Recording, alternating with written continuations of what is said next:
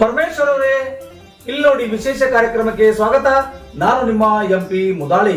ಬಂಧುಗಳೇ, ತಮಗೆಲ್ಲ ಗೊತ್ತಿರೋ ಹಾಗೆ ಕರ್ನಾಟಕ ರಾಜ್ಯದ ತುಮಕೂರು ಜಿಲ್ಲೆಯ ಮಧುಗಿರಿ ತಾಲೂಕಿನಲ್ಲಿ ನಡೆದಿರುವಂತ ಒಬ್ಬ ಪೊಲೀಸ್ ಅಧಿಕಾರಿ ರಾಮಚಂದ್ರಪ್ಪ ಎನ್ನುವಂತ ಒಬ್ಬ ಡಿವೈಎಸ್ಪಿ ಮಾಡಿರ್ತಕ್ಕಂಥ ಹಲ್ಕಾ ಕೆಲಸಕ್ಕೆ ಸಾಕಷ್ಟು ಜನ ಚೀತು ಎಂದು ಉಗಿತಾ ಇದ್ದಾರೆ. ಬಂಧುಗಳೇ, ತಮಗೆಲ್ಲ ಗೊತ್ತಿರೋ ಹಾಗೆ ದೂರು ಕೊಡಲು ಬಂದ ಮಹಿಳೆಗೆ ರೂಮಿನಲ್ಲಿ ಕರೆದುಕೊಂಡು ಹೋಗಿ ಲೈಂಗಿಕ ದೌರ್ಜನ್ಯ ಎಸಗಿರುವಂತಹ ಡಿವೈಎಸ್ಪಿ ವಿರುದ್ಧ ಅನೇಕ ಜನ ಸಂಘಟನೆಗಳು ಬುಗ್ಲಿದ್ದು ಹೇಳ್ತಾ ಇದ್ದಾವೆ. ಒಟ್ಟಾರೆಯಾಗಿ ಹೇಳಬೇಕಾದ್ರೆ ಇದು ತುಮಕೂರು ಜಿಲ್ಲೆಗೆ ಸಂಬಂಧಪಟ್ಟಿರೋ ಹಾಗೆ ಕರ್ನಾಟಕ ರಾಜ್ಯದ ಗೃಹ ಸಚಿವರ ತವರು ಜಿಲ್ಲೆ. ಅವರು ಪ್ರತಿನಿಧಿಸುವಂತಹ ಕ್ಷೇತ್ರವು ಕೂಡ ಇದಾಗುತ್ತದೆ ಅಂತಕ್ಕಂಥ ಮಾತು ಕೆಲವರಲ್ಲಿ ಹೇಳ್ತಾ ಇದ್ದಾರೆ. ಒಟ್ಟಾರೆಯಾಗಿ ಹೇಳಬೇಕಾದ್ರೆ ಕರ್ನಾಟಕ ರಾಜ್ಯದ ಗೃಹ ಸಚಿವರಾದ ಪರಮೇಶ್ವರ್ ಅವರು ಈ ಸುದ್ದಿ ನೋಡಲೇಬೇಕಾಗಿದೆ. ಯಾಕಂದ್ರೆ ದೂರು ಕೊಡಲು ಬಂದ ಮಹಿಳೆಯನ್ನು ಪುಸಲಾಯಿಸಿ ಕಚೇರಿಯಲ್ಲಿ ಲೈಂಗಿಕ ದೌರ್ಜನ್ಯ ಎಸಗಿರುವಂತ ಆರೋಪವನ್ನ ಮಧುಗಿರಿ ಡಿವೈಎಸ್ಪಿ ಆಗಿರ್ತಕ್ಕಂಥ ರಾಮಚಂದ್ರಪ್ಪ ವಿರುದ್ಧ ಕೇಳಿ ಬರ್ತಾ ಇದೆ. ಒಟ್ಟಾರೆಯಾಗಿ ಹೇಳಬೇಕಾದ್ರೆ ಈ ಘಟನೆ ಪೊಲೀಸ್ ಇಲಾಖೆಗೆ ತಲೆ ತಗ್ಗಿಸುವಂತಹ ಕೆಲಸವಾಗಿದೆ ಅಂತಕ್ಕಂಥ ಮಾತು ಕೂಡ ಇಲ್ಲಿ ಹೇಳಲೇಬೇಕಾಗಿದೆ.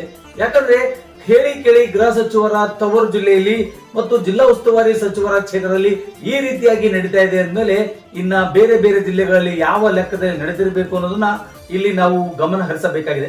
ಬಂಧುಗಳೇ, ತಮಗೆಲ್ಲ ಗೊತ್ತಿರುವ ಹಾಗೆ ಮಧುಗಿರಿಯ ಡಿವೈಎಸ್ಪಿ ರಾಮಚಂದ್ರಪ್ಪ ಅವರು ಪಾವಗಡದಿಂದ ಜಮೀನು ವ್ಯಾಜ್ಯಕ್ಕೆ ಸಂಬಂಧಪಟ್ಟಂತ ಮಹಿಳೆ ದೂರು ಕೊಡಲು ಬಂದಿರ್ತಾಳೆ ತನ್ನ ಕಚೇರಿಗೆ. ಆದರೆ ಈ ಕಚೇರಿಯಲ್ಲಿರ್ತಕ್ಕಂಥ ಗೃಹ ಶೌಚಾಲಯದ ಏಕಾಂತ ಗೃಹ ಆಗಿರ್ತಕ್ಕಂಥ ಶೌಚಾಲಯದಲ್ಲಿ ಕರೆದುಕೊಂಡು ಹೋಗಿ ಈ ದರಿಂದರ್ ರಾಮಚಂದ್ರಪ್ಪ ಆ ಮಹಿಳೆಯನ್ನ ಲೈಂಗಿಕವಾಗಿ ದೌರ್ಜನ್ಯಕ್ಕೆ ಬಳಸ್ಕೊಳ್ತಾನೆ.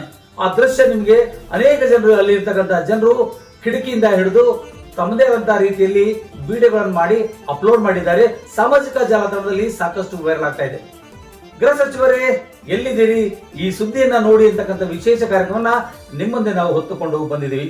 ಇದೊಂದು ಪೊಲೀಸ್ ಇಲಾಖೆಗೆ ಅಗೌರವ ತೋರುವಂತಹ ಕೆಲಸ ಆಗಿದ್ದು ಮತ್ತು ಪೊಲೀಸ್ ಇಲಾಖೆಯ ಗೌರವವನ್ನು ಮಣ್ಣು ಪಾಲು ಮಾಡಲು ಹೊರಟಿರುವಂತಹ ರಾಮಚಂದ್ರಪ್ಪ ಅವರು ಈ ರೀತಿಯಾಗಿ ಮಾಡೋದು ಎಷ್ಟರ ಮಟ್ಟಿಗೆ ಸರಿ ಅನ್ನೋದನ್ನ ನಾವಿಲ್ಲಿ ಆಲೋಚನೆ ಮಾಡಬೇಕಾಗಿದೆ.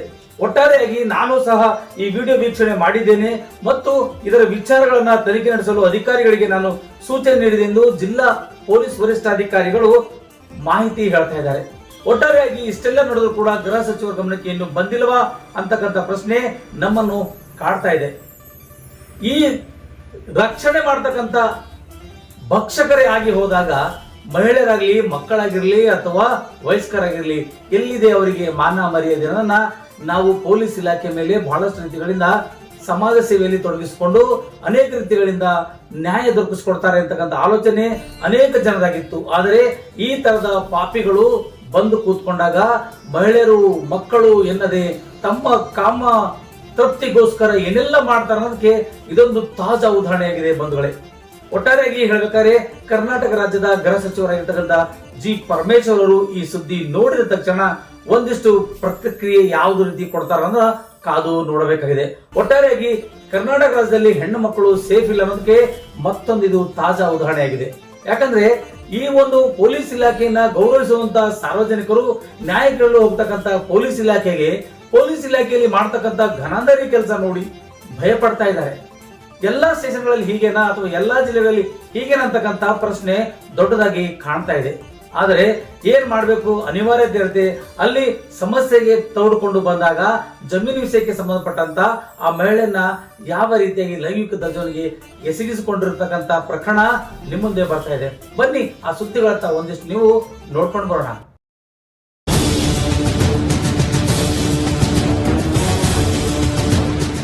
ದೂರು ನೀಡಲು ಬಂದ ಮಹಿಳೆಯನ್ನ ಪುಸಲಾಯಿಸಿ ತನ್ನ ಕಚೇರಿಯಲ್ಲೇ ಲೈಂಗಿಕ ದೌರ್ಜನ್ಯ ನಡೆಸಿರುವ ಆರೋಪ ಮಧುಗಿರಿ ಡಿವೈಎಸ್ಪಿ ರಾಮಚಂದ್ರಪ್ಪ ವಿರುದ್ಧ ಕೇಳಿಬಂದಿದೆ. ಘಟನೆಯಿಂದ ಪೊಲೀಸ್ ಇಲಾಖೆ ತಲೆ ತಗ್ಗಿಸುವಂತಾಗಿದೆ.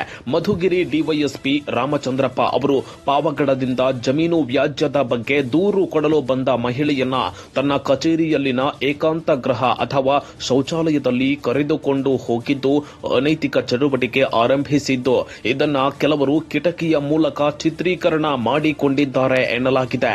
ಇದೊಂದು ಪೊಲೀಸ್ ಇಲಾಖೆ ಗೌರವವನ್ನೇ ಮಣ್ಣು ಪಾಲು ಮಾಡುವಂತಹ ನೀಚ ಕೃತ್ಯವಾಗಿದೆ. ಈ ವಿಚಾರ ನನ್ನ ಗಮನಕ್ಕೆ ಬಂದಿದ್ದು ನಾನು ಸಹ ವಿಡಿಯೋ ವೀಕ್ಷಣೆ ಮಾಡಿದ್ದೇನೆ. ಈ ವಿಚಾರದ ಬಗ್ಗೆ ತನಿಖೆ ನಡೆಸಲು ಹಿರಿಯ ಅಧಿಕಾರಿಗಳಿಗೆ ಮಾಹಿತಿ ನೀಡಲಾಗುವುದು.